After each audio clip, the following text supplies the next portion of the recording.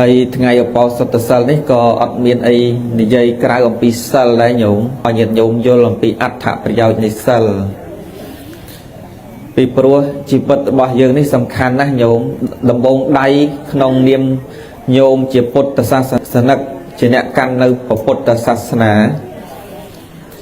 ដំបូងដៃញោមត្រូវមានសិលបងណាត្រូវមានសិលជាដើមហេតុជាប្រធានចឹងព្រះសម្មាសម្ពុទ្ធបានត្រាស់ដឹងនៅក្នុងលោកអស់40ព្រះវស្សាអ្វីដែលព្រះសម្មាសម្ពុទ្ធបង្រៀនសត្វលោកការងាររបស់ព្រះអង្គមានតែ3ឯង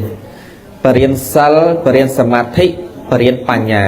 ញោមត្រូវចាំណាអញ្ចឹងមិនបានព្រះអង្គបរិញ្ញាសិលមុនបានសមាធិបានបញ្ញាដោយសារសិលវាជាគ្រឹះសម្រាប់ជីវិតរបស់យើងកាលណាបើជីវិតរបស់យើងខ្វះសិលអត់មានសិលញោមធ្វើអីក៏អត់កើតដែរញោមតែខ្វះសិលហើយបំពេញកុសលធម៌ក៏អត់កើតធ្វើបុណ្យក៏អត់កើតញោមចង់សមាធិក៏មិនកើតញោមចង់ចម្រើននៅបញ្ញាក៏អត់កើតកាលណាវាសិលអត់មានជាគ្រឹះប្រៀបដូចញោមធ្វើផ្ទះអញ្ចឹងលោកអាចារ្យឬក៏ញោមទាំងឡាយមានផ្ទះហើយញោមធ្វើផ្ទះសំខាន់អីបំផុតគឺគ្រឹះផ្ទះហ្នឹងយើងចង់សង់2 3ជាន់ក៏បាន3ជាន់ក៏បានតែយើងធ្វើ2 3ជាន់ទៅបានវាអាស្រ័យអីគេគ្រឹះក្រោមញោមកាលណាបើគ្រឹះក្រោមអត់រឹងអត់មាំញោមមិនអាចសង់បាន2 3ជាន់ទេចឹងដើម្បីធ្វើផ្ទះឲ្យខ្ពស់បានឲ្យ2 3ជាន់បានវាអាស្រ័យលើញាតិញោមធ្វើគ្រឹះសិនអញ្ចឹងគ្រឹះចង់មានន័យថាសិលនេះឯងញោមចង់បំពេញបុណ្យធ្វើបុណ្យធ្វើទានញោមសមាធិឬចម្រើននៅបញ្ញាអីជាដើមសំខាន់បំផុតញោមត្រូវរៀនមានសិលសិន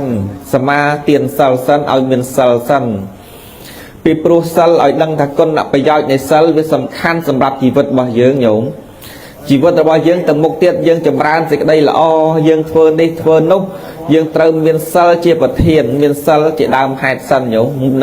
មុននឹងញាតិញោមធ្វើអ្វីផ្សេងក្រៅអ្វីផ្សេងក្រៅពីសិលអញ្ចឹងគិតថាសិលនេះសំខាន់ណាស់កាលណាបើញោមលោកយាយលោកតាពុទ្ធបរិស័ទទាំងអស់មិនយល់អំពីអត្ថប្រយោជន៍អត់យល់ពីគុណសម្បត្តិនៃសិលញោមអត់មានកម្លាំងរក្សាសិលទេញោមអត់ស្គាល់សិលញោមអត់មានកម្លាំងអត់មានចេះថែរក្សាស្រឡាញ់សិលទេអញ្ចឹងឲ្យបានញោមចិញ្ចឹមគោញោមត្រូវស្គាល់ខ្សែគោយើងគោយើងវាមានខ្សែមិនយ៉ាងណាមិញញោមរក្សាសិលក៏ត្រូវស្គាល់អំពីសិលស្គាល់អំពីសិលយ៉ាងម៉េចញោមស្គាល់អំពីសិលមានន័យថាញោមស្គាល់នៅសិក្ខាបទស្គាល់នៅសិក្ខាបទ5ញោមរក្សាសិល5ស្គាល់សិក្ខាបទ5ដែលអាត្មាចម្រើនហ្នឹងមានអង្គប៉ុន្មានអញ្ចឹងទៅសិល8មានសិក្ខាបទ8មានអង្គប៉ុន្មានឲ្យស្គាល់អញ្ចឹងទៅមិនយើងចាប់គោវាមិនច្រឡំកាលណាបើយើងមិនស្គាល់គោមិនស្គាល់ខ្សែគោយើងពណ៌អីមិនយើងដឹងថាមួយណាជាគោរបស់យើងយ៉ាងណាមិញការរក្សាសិលក៏ដូចគ្នាញោមត្រូវស្គាល់សិលខ្លួនឯងសិនបន្ទាប់ពីញោមសមាទាននៅពេលដែលញោមស្គាល់សិលហើយញោមសមាទានសិលទៅវាមានកម្លាំងចេះស្រឡាញ់សិលប្រៀបធៀបដូចជាបរោះម្នាក់រស់នៅក្នុងព្រៃភ្នំឯភ្នំហ្នឹងសិតតែត្បូងសិតតែពេជ្រញោមប៉ុន្តែគាត់រស់នៅព្រៃភ្នំហ្នឹងធម្មតាគាត់មិនដែលទៅចាប់អារម្មណ៍រឿងដុំពេជ្រដុំមាសអីនឹងជើងភ្នំហ្នឹងទេគាត់កើតមកគាត់ឃើញអានឹងស្រាប់វាធម្មតាចំពោះគាត់ពេលដែលគាត់កាន់ដុំពេជ្រមួយដុំហ្នឹងមកដល់ជំនុំមនុស្សមកដល់វងនៃមនុស្សទាំងឡាយក្នុងសង្គមនៃមនុស្សទាំងឡាយគេឃើញថាអានឹងដុំពេជ្រមានតម្លៃខ្លាំងណាស់គេកាប់ចាក់តណើមគ្នាដោយសារតែដុំពេជ្រហ្នឹងគេតណើមគ្នាគេសុំដូរសុំទិញពីបរិសម្នាក់ហ្នឹងហើយបែបបរិសម្នាក់ហ្នឹងចាត់ទុកថាដុំពេជ្រមួយដុំហ្នឹងជារបស់ធម្មតារបស់គប់គោគប់ក្បីរបស់លេងធម្មតាតែមកដល់សង្គមមនុស្សទាំងឡាយដែលដឹងថាហ្នឹងវាមានតម្លៃញោមតណើមគ្នាយ៉ាងណាមិញប្រៀបធៀបអញ្ចឹងប្រៀបធៀបដូចជាបរិសម្នាក់ដែលរស់នៅព្រៃភ្នំមានដុំថ្មមានដុំពេជ្រហើយនៅនឹងដៃហើយគាត់គិតថាជារបស់ធម្មតាដូចមនុស្សដែលមិនបានរក្សាសិលមិនបានស្រឡាញ់សិលមិនចេះរក្សាសិលគិតថាសិលហ្នឹងធម្មតាទៅចំណែកឯពពួកជនដែលមានបញ្ញាចំណែកឯពពួកជនដែលជ្រះថ្លាក្នុងពុទ្ធសាសនាចេះស្គាល់សិលស្រឡាញ់សិលឃើញដូចជាដុំពេជ្រអញ្ចឹងញោម តំណើមយកមករក្សាយកមកຕົកប្រើប្រាស់ចឹងណាមិញញោមទាំងអស់គ្នាសុទ្ធសឹងតែជាអ្នកមានបញ្ញាស្មារតីជ្រះថ្លាក្នុងសិលហើយក្នុងបរតនត្រ័យហើយបើញោមទាំងអស់គ្នាមិនជ្រះថ្លាក្នុងបរតនត្រ័យម្លេះញោមអត់ចំណាយពេលពីផ្ទះមកដល់វត្តហ្នឹងទេមិនបានកាន់ចហានមកស្រាក់ហ្នឹងមកវត្តទេមិនយកមកសមាទានសិលហ្នឹងទេ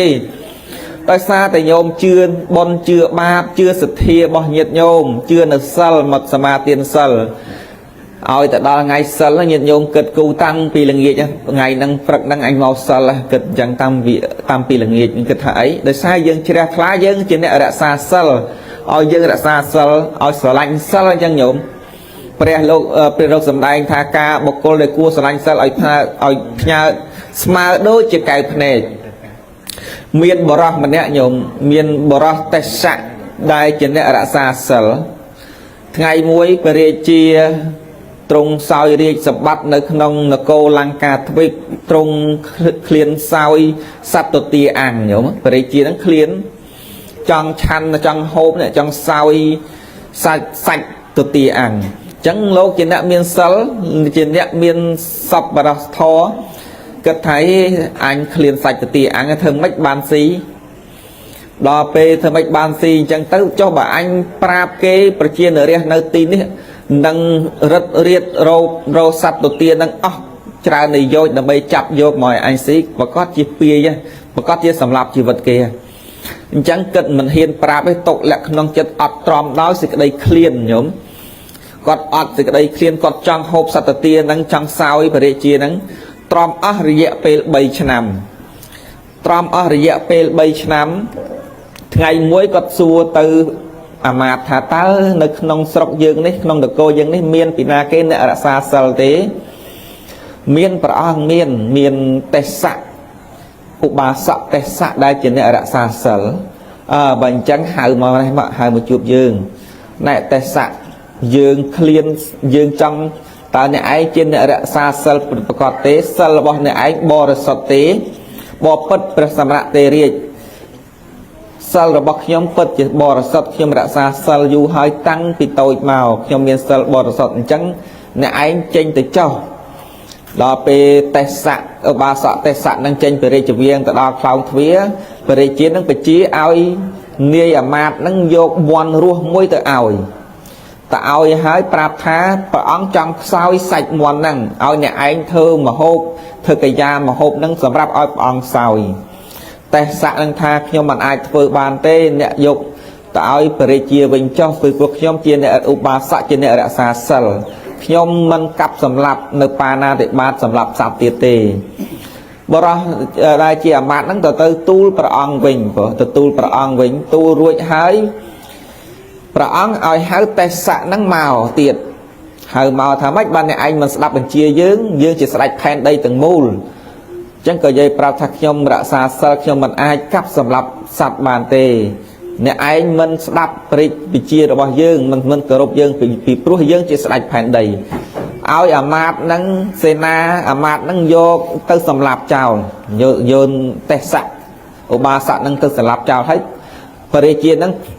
បិទភ្នែកមកជាហៀងប្រាប់ថារបៀបធ្វើសាកល្បងថាមិនឲ្យសម្លាប់ទេប៉ុន្តែចង់ដឹងចិត្តរបស់ទេសៈហ្នឹង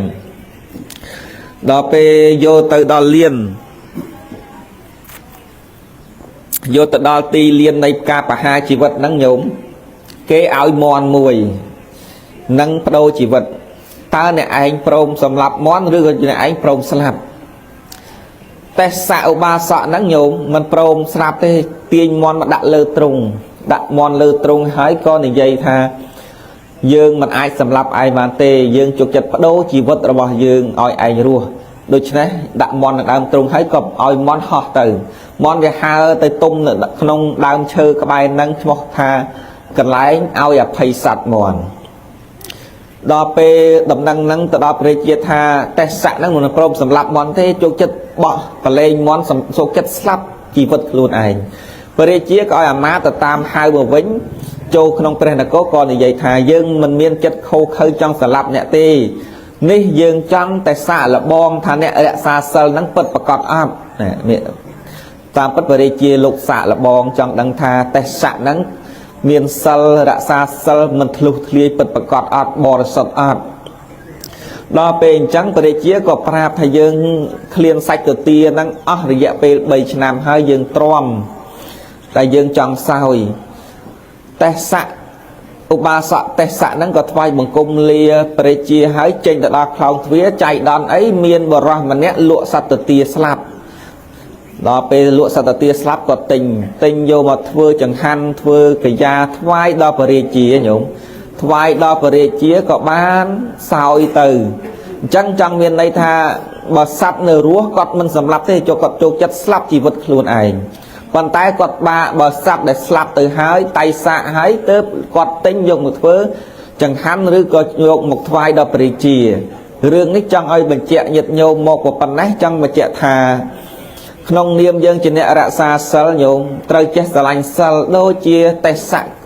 ở bà sọ sờ lạnh sal tụ bay số chất đô chỉ vật đã xa sal mình sầm lạp sạch mình biệt biên chỉ vật bỏ kề tại xạ sầm lạp mà đâu nâng tới đạch thuộc thì sẽ lấy chăm sông ra cày vinh chăm sông mà xa tiệt ở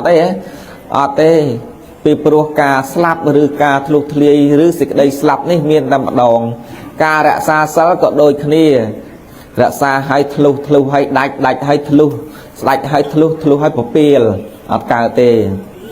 chẳng nhiệt nhôm trời miền chất sờ lạnh sal đã xa sal luôn ảnh mà giang tiết nhiệt nhôm chỉ bột bò sắt lục dây lục tá đôi chiết bông là không đầy là bao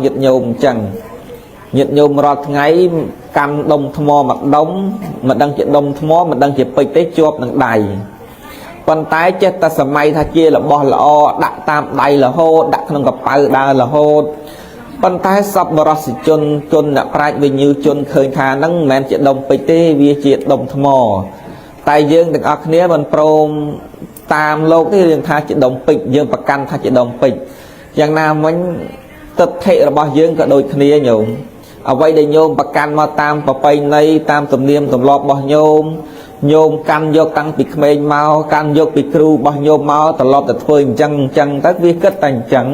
នៅពេលដែលអ្នកផ្សេងប្រាប់ពីរឿងហ្នឹងអ្នកផ្សេងប្រាប់អញ្ចេះប្រាប់ចុះខុសពីចិត្តកំណត់ខ្លួនឯងថាគេខុសmình khó cặp bất mà đang đặt luôn anh khóc căn đồng bây đồng thò ấy cái prap thật đồng thò ập chưa cái gặp bất luôn anh đồng thò mèn chắc hẹn đôi nhôm thơ bon chẳng chuôn cá dây bị thạ nhôm miên tầm lọp bị mai bị ơi khinh thật vô bài mà quạt thơ bon chẳng tới bon á bon cái tập bon chẳng can bon thì dây khóc bị ở vây để nhôm kết ở vây để nhôm thớ nhôm tha kia để dây khóc sầm khăn nhôm trời chết tờ lẹ tật thệ săn thì đây mình nghe sân cái lẽ tất thảy rối trăm từ tua dột nhổm Phật đôi chỉ sắp đầm rây chẳng nhổm sắp đầm rây chỉ sắp đang bên cầm lăng Mahasa cầm lăng Mahasa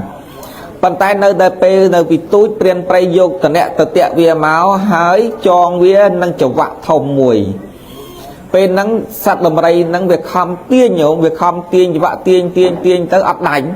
từ pro viên ở tôi tâm mà dùng mà năm pi năm nó vì mạch tiên chỉ vạ đánh là hô đo về thông từ pin rục pin riêng pin vây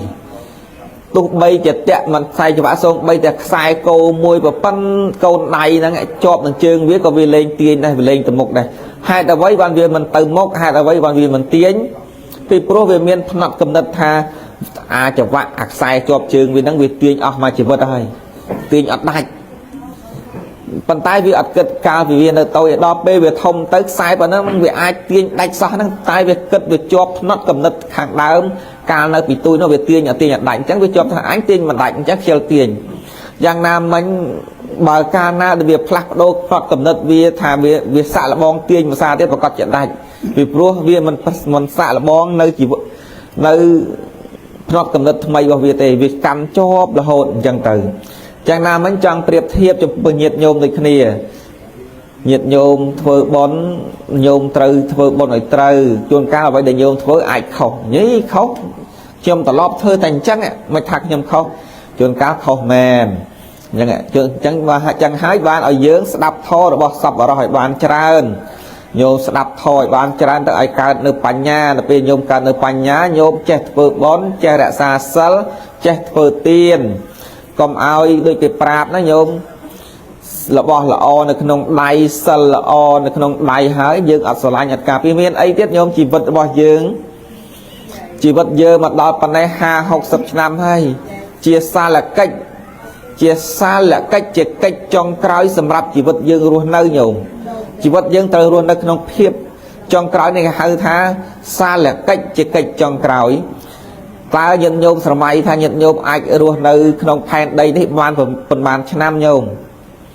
យ៉ាងហោចណាស់4 10 20ឆ្នាំទៅមុខទៀតមិនដឹងបាត់យាយណាមិនដឹងបាត់តាណាទេឥឡូវបាត់បរើញោមណាត្រូវអញ្ចឹងញោមអញ្ចឹងពួកវិញ្ញាជនទោះបីជាយកលោកមានអាយុតិច60 70ឆ្នាំឬក៏គាត់រស់បានមួយថ្ងៃក៏គិតថាសេចក្តីស្លាប់នេះខើចដែរតែបឋិជនយើងទោះបីជាអាយុច្រើន50 60ឆ្នាំហើយក៏នៅតែគិតថាសេចក្តីស្លាប់នឹងយូរទៀតនៅច្រើនឆ្នាំទៀតចឹងហើយទើបមានសេចក្តីប្រមាទធ្វើប្រហែសក្នុងការធ្វើបុណ្យចឹងយើងត្រូវកំណត់អញ្ចឹងញោមទៅមានសាលកិច្ចជាកិច្ចចុងក្រោយក្នុងការធ្វើបុណ្យស្ដាប់ធម៌ឲ្យទានចម្រើនមេត្តាចម្រើនភាវនាចិត្តមេត្តាកំចាត់បងនៅចិត្តអាក្រក់មានអីញោមពុទ្ធសាសនារបស់យើងទី1ត្រូវតែរក្សាចិត្តឲ្យស្អាតរក្សាវិចារកាយវិចារនឹងឲ្យស្អាតហើយអប់រំចិត្តតែប៉ុណ្្នឹងទៅញោមធ្វើតែប៉ុណ្្នឹងទៅល្អហើយ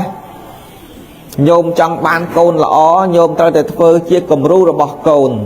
ហេតុអីក៏ថាចង់បានកូនកតញ្ញូចង់បានកូនដឹងគុណតែយើងអត់ចេះដឹងគុណម្ដាយឪពុកកូនញោមក៏អត់សូវចេះដឹងញោមដែរអត់សូវចេះដឹងគុណញោមដែរវាតគ្នាញោមអញ្ចឹងញោមត្រូវចេះដឹងគុណឪពុកម្ដាយកូនហ្នឹងវាមើលឃើញហីម៉ែអញចេះចិញ្ចឹមយាយចេះមើលថែយាយដល់ពេលម៉ែអញធំទៅអញជាទំនៀមជាទម្លាប់ត្រូវតែធ្វើតាមម៉ែអញ្ចឹងហ្នឹងតាមទំនៀមទម្លាប់ញោមតាក្បាលម៉ាស៊ីនដឹកនាំទៅអីហើយគឺទម្លាប់ទៅហ្នឹងហើយ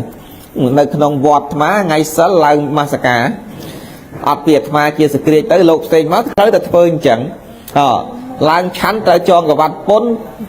ចកេះត្រូវពាក់សង្កដីអត់ពីអាត្មាមកត្រូវតែអញ្ចឹងតគ្នាអាហ្នឹងតែត្រឡប់អីហើយត្រូវធ្វើនឹងជាប់យ៉ាងណាមិនអញ្ចឹងញោមចង់បានកូនដឹងគុណញោមត្រូវដឹងគុណម្ដាយឪពុកដែរត្រូវមានគំរូព្រោះណាសូមអនុមោទនី